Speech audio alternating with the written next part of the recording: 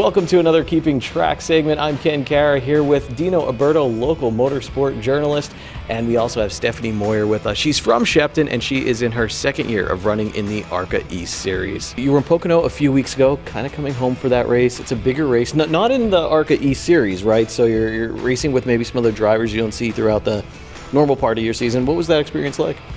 It's just like every other race. You come into each race with different competitors, and being that it was the ARCA National Series, not East, we had a lot more drivers with us, so it was kind of coming to their turf because they're still working on their points for this season.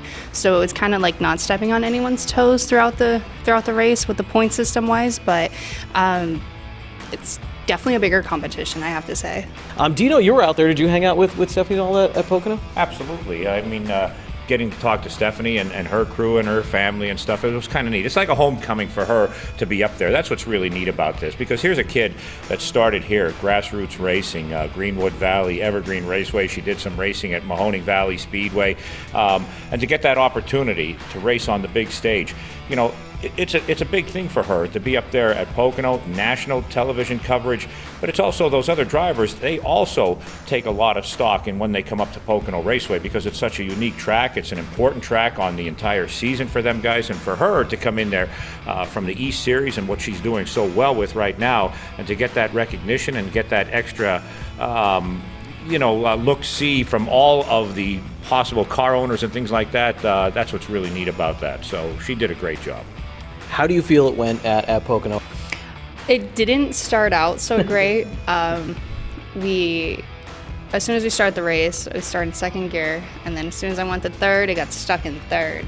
So I was like, well, that's a great start of the race. So we came back in, fixed it, we had to beat it out, and then it worked. And then the rest of the restarts, it was just, I had to keep starting in third, because in second gear, it was dying. Like, the car was just blah, blah, blah, blah, blah.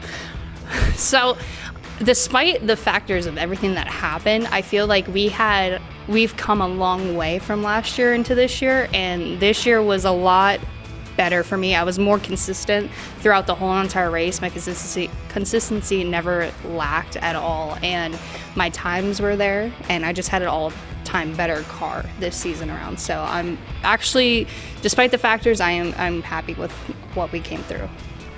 You wouldn't be at the level you're at without handling adversity pretty well. But when something like that happens, as an athlete in that, how do you mentally, like in your head, all right, well, this isn't a great start, I'm at home, there's all these people. How do you then move on from that? So basically, I just kind of get in the mental state of, hey, there's always boo-boos in racing. There's always going to be something that's going to fall apart. And if you don't have it, then you're not racing, because it's just a series of building stuff, getting things to where you need to be, and learning from the mistakes. And so with the mental part that comes with it is just building and saying, hey, okay, so take for instance my start. It wasn't a great start, but you drive it like you stole it. Like, you need to get your butt back up to the pack and race the way that you came there to do. So basically just getting that mental health part back, the mental state, and just kind of brushing it off a little bit, saying, hey, this ain't going to be the whole race. This is just right now. You're going to build from it and get better. And Stephanie, as we're recording this, it's the week of August 1st. You're in fourth place right now in the ARCA East Series. I read a quote, you said you're a little surprised by that, but good team behind you, and you're learning and growing. How do you feel with two more races to go? Like, where's the mindset right now? You have a wedding this week. You said you're home for a wedding. That's why you're in the studio, so maybe a reset a little bit. But what happens next now? You have Poconos in the rearview mirror, two more to go, and you're kind of really eyeing that top 5 finish. Yeah, so right now we're sitting fourth in points, which is insane, because granted, the beginning of the season, first start of the season was great, top 10 finish in New Smyrna, and then it kind of just went downhill from there. And being able to say, hey, I'm sitting in the top 5 in points right now, like, this is insane. Like, this is something that I should really value and be humble about. And it just puts a lot on my plate, because yeah, granted, I don't have the best equipment to kind of win the races, but I do have good equipment to compete in the races. So basically, this next race is Milwaukee Mile in Milwaukee, Wisconsin. And so this race is going to be interesting because it's one of my hardest tracks I've ever been to. So coming into this race, I'm a little nauseous about, because obviously I'm trying to keep my points right now, and with the top 5 in points, I would be making history if I do get it, because there's no woman in the ARCA Menard Series East history that has ever finished in the top 5 in points, because it was the K&N Series before it transitioned to the ARCA Menards East Series.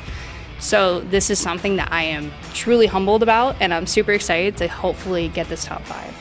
Dino, you can respond to this as well, but Stephanie, I'm very curious. I mean, I think it's interesting in the athletic world, when people say, like, maybe you as a driver, hey, I know I have X amount of talent. You can only work with the equipment you have, and I guess the money that's coming in right now and the sponsors and everything.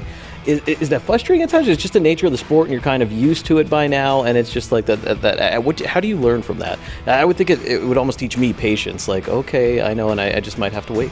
Yeah, there's a lot of patience that goes into this. I mean, it's not like back in the day where this sport was driven by talent. It's driven by money now. So it sucks for us smaller guys, because we don't have the last names of these drivers that come into these races, and they already have checks waiting for the ARCA guys to be like, hey, we're running.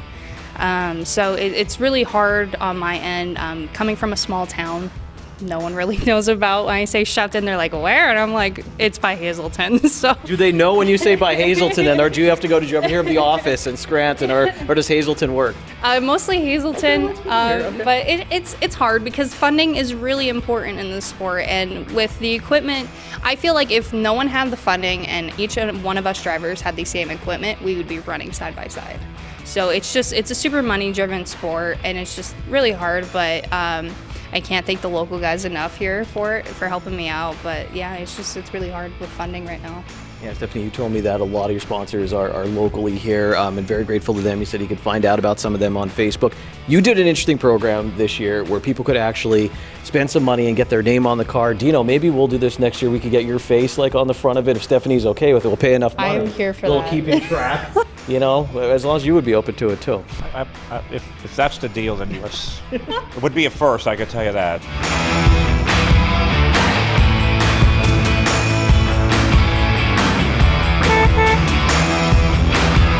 Sports on SSPTV News is brought to you by the Lehigh Valley Health Network.